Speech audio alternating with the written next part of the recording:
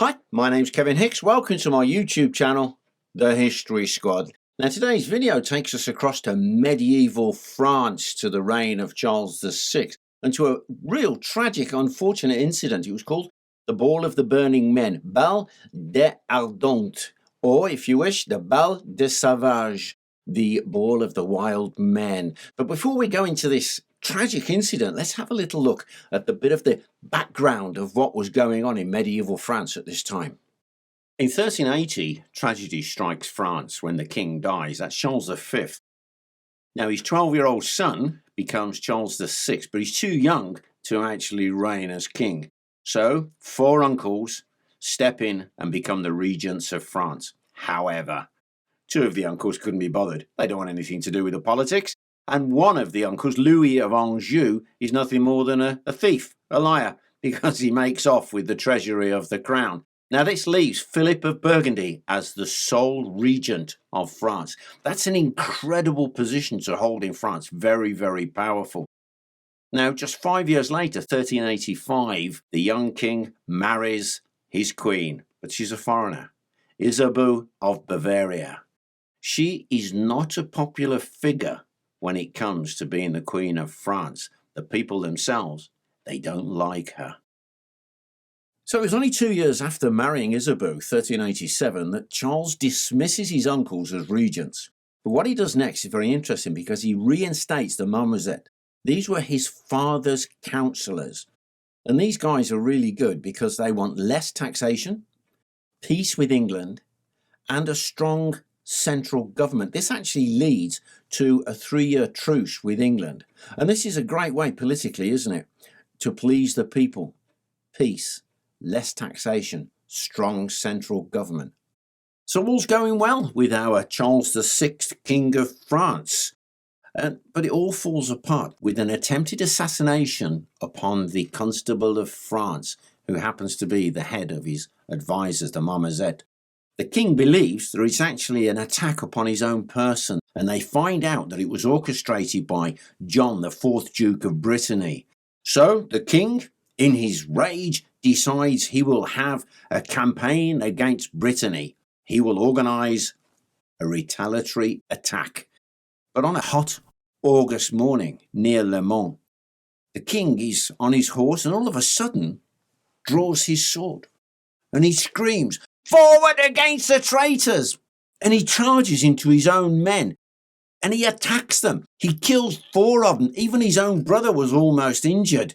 The king is then grabbed by his chamberlain, who grabs him round the waist and wrestles him to the floor. He's raging, this king, and then all of a sudden he falls unconscious, falls into a coma which lasts for 4 days. 2 of his uncles, the Duke of Burgundy and the Duke of Berry, seize control as regents of the crown. They dismiss the marmozet councillors. This means no low taxation, no central government, and of course, no peace with England. Can you imagine the shock everybody must have been in? 1 minute they're going on campaign, the next minute their king has killed 4 of their own men, important people too, and is in a coma. Well, they managed to get him back to Le Mans. And there was a physician, 92 years of age apparently, but really well respected, Guillaume de Arseny, and he treats the king. And by stages, they get him back to Paris. And when I say by stages, they go from castle, rest, castle, rest, castle, and then eventually on to Paris. The poor king is going to be afflicted by these attacks for the rest of his life. They believed at the time that it was divine retribution and punishment, others that the king had been bewitched. But modern physicians, they reckon it was paranoid schizophrenia. And the king himself will deteriorate. He, at one stage, believes apparently that he's made of glass. I was reading how a pope described how the king had iron rods sewn into his clothes, just in case anybody banged into him, he wouldn't break. Others record that the king would run, raging, down the corridors of his palace. And at times he would not recognize Isabeau, his wife, and demanded that this strange woman be removed from his company. They implored Guillaume d'Alcigny, this 92-year-old physician, to stay with the court of France. They offered him riches, but he wasn't interested. He didn't want to be there. But before he left, he gave instructions on how to treat the king. And I've got it here, some of his original words. He ordered the courtiers to shield Charles from the duty of government and leadership. Burden him with work as little as you can. Pleasure and forgetfulness will be better for him than anything else. So once Guillaume had left, the court went to town with keeping the king calm, entertained. The ladies had such extravagant fashions. Their dresses were made wider, covered in jewels, and they also styled their hair like seashells. So whenever the king saw them, they would wow him.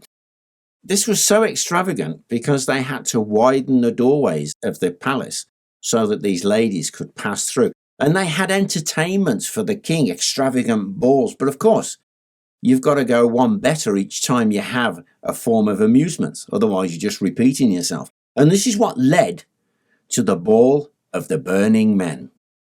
On the 28th of January 1393, a masquerade, a masked ball, was held in honour of the Queen's lady-in-waiting because she was getting married for the third time. She'd had a bit of bad luck. Now, this masquerade was organised to be quite outlandish. There were going to be 6 men who are going to be dressed from head to toe as the wild men of the woods, the savages of the woods. Now, their costume was actually sewn onto them, and it was a linen base soaked in pitch with little bits of flax and linen sewn to them, so they actually looked like these hairy, ragged men, the wild men of the woods. Now, the problem with this was these costumes were highly flammable. So no naked flames were allowed anywhere near these 6 men. And they will dance around at this masquerade, abusing people, spitting at them, being like the savages. It was going to be one of those occasions where it was almost out of control. But what the people didn't realise is one of the masked men was actually the king. And people, their job was to try and guess who was behind the masks. So the stage is set. The men are dancing, people are laughing, the obscenities are being thrown. It's quite outlandish when a late comer to the ball, the Duke of Orleans, the king's brother, arrives, and things take a turn for the worst. So the Duke of Orleans, the king's brother, has arrived at the ball. He's drunk, all his friends are drunk, and as they enter the ball, what they see is these wild men of the woods dancing around, and it is said that the Duke of Orleans snatches from one of his servants a burning torch and holds it towards the face of one of the dancers trying to identify who it was. A spark drops and ignites the dancer. He is flailing around now, screaming in agony. People are backing off in no time at all. 1, 2, 3, 4, 5 of the dancers are on fire. One of them runs and dives into a vat of wine to extinguish the flames. But 4 of them now are literally engulfed in flames. One of the witnesses says their genitals burning dropped from their bodies and their blood just burst out. But the king was safe. He's actually rescued. One of the Queen's ladies in waiting, mere 14-year-old girl, recognized the king.